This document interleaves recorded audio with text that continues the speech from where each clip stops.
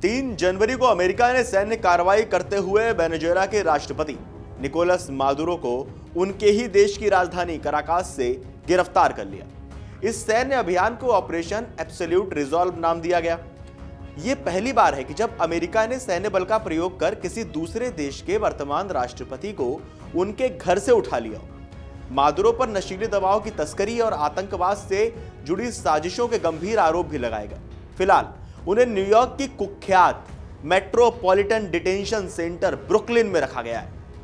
यहां क्यों रखा गया है, यह डिटेंशन सेंटर कैसा है, इसे दुनिया का सबसे खराब डिटेंशन सेंटर क्यों कहा जाता है, चलिए समझते हैं। पहले बात करते हैं ऑपरेशन एब्सोल्यूट रिजॉल्व की। तो वो रात जब काराकास कांप उठा, इस पूरे मिशन की रूपरेखा महीनों पहले तैयार कर ली गई थी। CIA अगस्त 2025 से ही वेनेजुएला में गुप्त रूप से सक्रिय थी। मादुरो को पकड़ने की चुनौती ये थी कि वे हर रात अपना ठिकाना बदलते थे। राष्ट्रपति डोनाल्ड ट्रंप ने 25 दिसंबर 2025 को इस मिशन को हरी झंडी दिखाई और शुक्रवार 3 जनवरी की रात 10:46 पर अंतिम आदेश भी जारी किया। हमले की क्रोनोलॉजी। साइबर अटैक किया गया। शुक्रवार दोपहर 4:30 पर मिशन शुरू हुआ।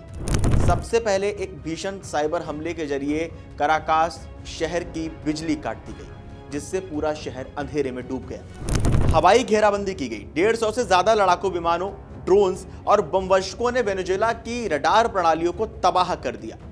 डेल्टा फोर्स का एक्शन। अमेरिकी समय के मुताबिक सुबह करीब 2:01 यानी आधी रात के बाद का समय अमेरिकी हेलीकॉप्टर सीधे मादुरो के निवास पर उतरे।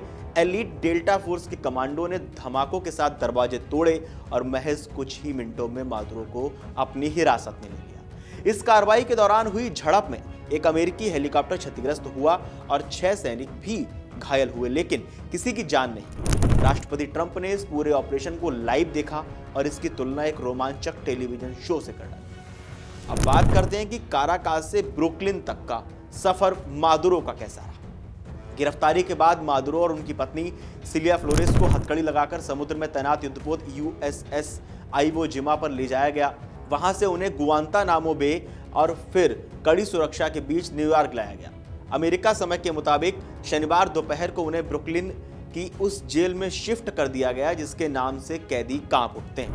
MDC Brooklyn. क्या मादुरो नर्क में रहेंगे? क्योंकि जिस जेल में, जिस डिटेंशन सेंटर में मादुरो को रखा गया है वो नर्क से ही बदतर। जिस जेल में निकोलस को रखा गया है वो कोई साधारण जेल नहीं है। मेट्रोपॉलिटन डिटेंशन सेंटर ब्रुकलिन को अमेरिका की सबसे खतरनाक और बदहाल जेलों में गिना जाता है।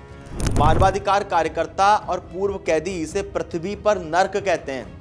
इस जेल की भयानक हकीकत क्या है? दरअसल अंधाधुंध हिंसा। इस जेल में चाकूबाजी और मारपीट आम बात। अगस्त 2024 की एक रिपोर्ट के मुताबिक यहां हर हफ्ते कम से कम 2 बार कैदियों पर हमले होते हैं।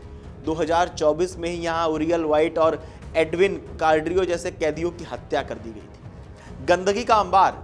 यहां के खाने में अक्सर तिलचट्टे, कीड़े और मैगॉट्स यानी इल्ली पाए जाते हैं। जेल की दीवारों पर काई जमी है और साफ सफाई का नामो निशान तक नहीं है। सुविधाओं का अभाव। जेल में रोशनी की कमी है और हीटिंग सिस्टम अक्सर खराब रहते हैं। रिपोर्ट्स की माने तो 2019 में एक बार सप्ताह भर बिजली तक गुल रही थी, जिससे कैदी भीषण ठंड में ठिठुरते हुए बीमार हो गए थे। स्टाफ की भी कमी है। रिपोर्ट्स के मुताबिक यह कर्मचारी की भारी कमी है। चिकित्सा सहायता के लिए कैदी घंटों चिल्लाते रहते हैं, लेकिन सुनने वाला कोई नहीं होता।